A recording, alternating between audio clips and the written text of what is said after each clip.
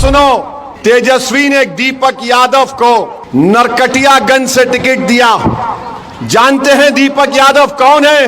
दीपक यादव को जानते हैं आप कौन है? दीपक यादव अब घर को जाएंगे तो गूगल पर दीपक यादव नाम डालो, उसकी एक फोटो आएगी।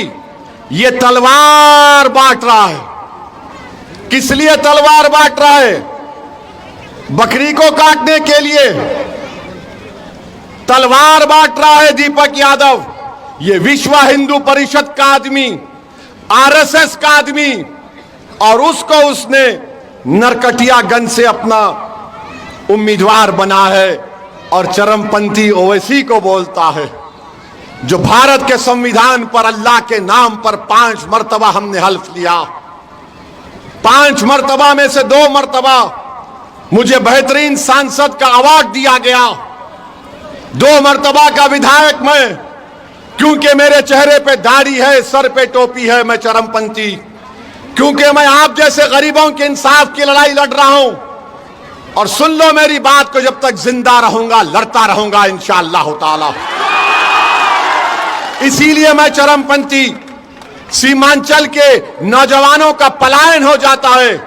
मैंने अपनी आंखों से देखा, जब गाड़ी में सफर करता हूं सीमांचल में, नमाज पढ़ने के लिए किसी मस्जिद में रुकते हैं तो नमाज पढ़ के वापस आने के बाद 8 साल से लेकर 13 साल के बच्चे खड़े रहते हैं।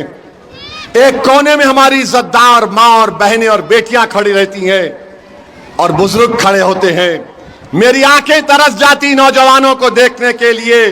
मालूम होता कि वो नौजवान कोई हैदराबाद में है, दिल्ली में है, मुंबई में है, पंजाब की खेतों में है, केरल में है, तमिलनाडु में है, मगर सीमांचल में नहीं है।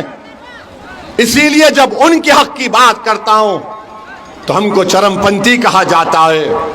मेरे अजीज दोस्तों और बुजुर्गों, नदी कटाव का मसला उठाते हैं तो चरमपंथी। अलीगढ़ मुस्लिम यूनिवर्सिटी का कैंपस क्यों नहीं है तो चरमपंथी। एक तरफ तेजस्वी हमको चरमपंथी बोलता है तो दूसरी तरफ नरेंद्र मोदी सीमांचल की जनता को बदनाम करके कहता है घुसपैठिया यहां पर है। बताओ, कोचादामन की जनता, क्या कोचादामन में कोई नेपाली बांग्लादेशी दिखता है आपको? तो फिर सीमांचल को बदनाम करने का काम नरेंद्र मोदी भी कर रहे हैं और मोदी का छोटा भाई तेजस्वी भी कर रहा है। इन दोनों में कोई फर्क नहीं है। अभी सत्ता मिली नहीं तो अभी से चरमपंथी, सत्ता मिली नहीं तो दीपक यादव को टिकट दिया जो तलवारें बांटता है। अभी सत्ता मिली नहीं तो अफजल खान का टिकट काट दिया। अभी सत्ता मिली नहीं तो मोहम्मद कामरान का टिकट काट दिया गोविंदपुर नवादा से। बताओ, क्या ऐसा आदमी के उम्मीदवार को आप वोट डालेंगे 11 तारीख को? अगर रसूलुल्लाह सल्लल्लाहु अलैहि वसल्लम का उम्मती होना एक्सट्रीमिस्ट है तो सुन तेजस्वी, मुझे फख्र है कि मैं आका का उम्मती हूं, मुझे फख्र है। और बोलता है एक्सट्रीमिस्ट है। तो बताओ, ये तमाम कोचादामन सीमांचल के लोग जो लुंगी और सर पे टोपी पहनकर, ये गले में डालकर खेतों में काम करते हैं और नमाज का वक्त होता तो हमारी बहनें, हमारी माएं सब अल्लाह के आगे सर्वसजूद हो जाती हैं, क्या ये तमाम चरमपंथी हैं तेजस्वी? तुमने किसको बोला चरमपंथी? बताओ मेरे अजीज दोस्तों और बुजुर्गों, तेजस्वी की नजर में चरमपंथी वो नहीं है। शेरघाटी विधानसभा से इसने टिकट दिया, एक दुर्गा वाहिनी आरएसएस की तंजीम के एक मोहतरमा को टिकट दिया, वो एक्सट्रीमिज्म नहीं है। राबड़ी देवी से इन्होंने अवार्ड दिलवाया एक शख्स को जिसका नाम कामेश्वर यादव है। कामेश्वर यादव वो है नौजवानों, आज से 35 साल पहले भागलपुर में फसाद हुआ था, जहां पर तुम्हारे बुजुर्गों को काट कर खेतों में डाल दिया गया था और उनकी लाशों को दफनाया भी नहीं गया था, तो उनकी लाशों के ऊपर फूल गोभी उग गई थी। जो आरोपी है कामेश्वर यादव को तुमने अवार्ड दिया। बताओ, मैं एक्सट्रीमिस्ट हूं? मैं चरमपंथी हूं, मैं दहशतगर्द हूं। और फिर मेरे अजीज दोस्तों और बुजुर्गों, आपको याद होगा 2023 में रेलवे पुलिस ने ट्रेन में एक कांस्टेबल ने 3 लोगों को नाम पूछकर गोली मार दी। एक मधुबनी के असगर अब्बास अली साहब थे। तेजस्वी, तुम्हारा एक बयान बताओ, असगर अली अब्बास की मौत जो एक रेलवे के पुलिस कांस्टेबल ने नाम पूछकर मारी थी, मरने वाले में असगर अली अब्बास अली मधुबनी का था, मरने वाले में हैदराबाद का था। तुम मुझे चरमपंथी और दहशतगर्द कहते हो तेजस्वी। हमने क्या किया मरने वाले के लिए?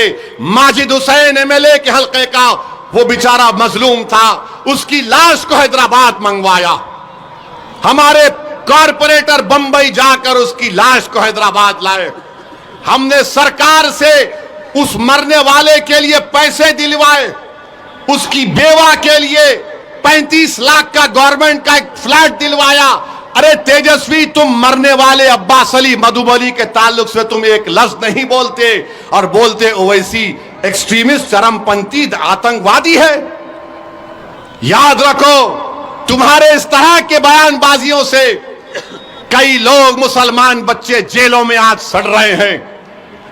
सुनो, कोचा दामन और सीमांचल और बिहार की जनता जो 14% रहकर वजीर आला बनना चाहता है, यह उसकी सोच है कि जिसके सर पे टोपी और दाढ़ी है उसको चरमपंथी कहता है, आतंकवादी कहता है।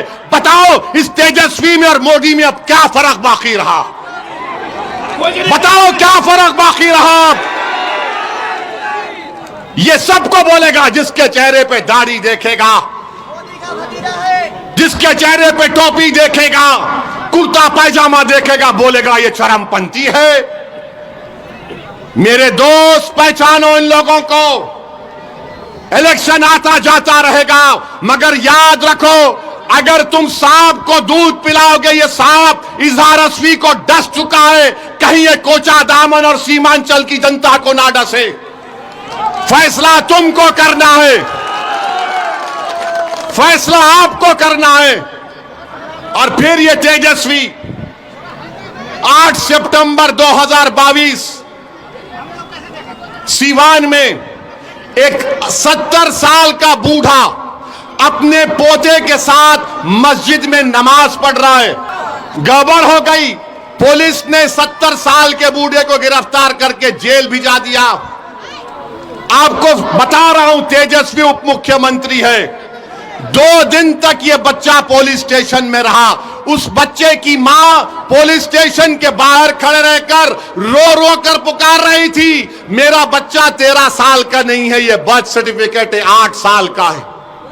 कौन गया? अख्तर अली मान गया दौड़कर। इस जालिम तेजस्वी ने क्या किया? उस 8 साल के बच्चे को जेल भिजा दी।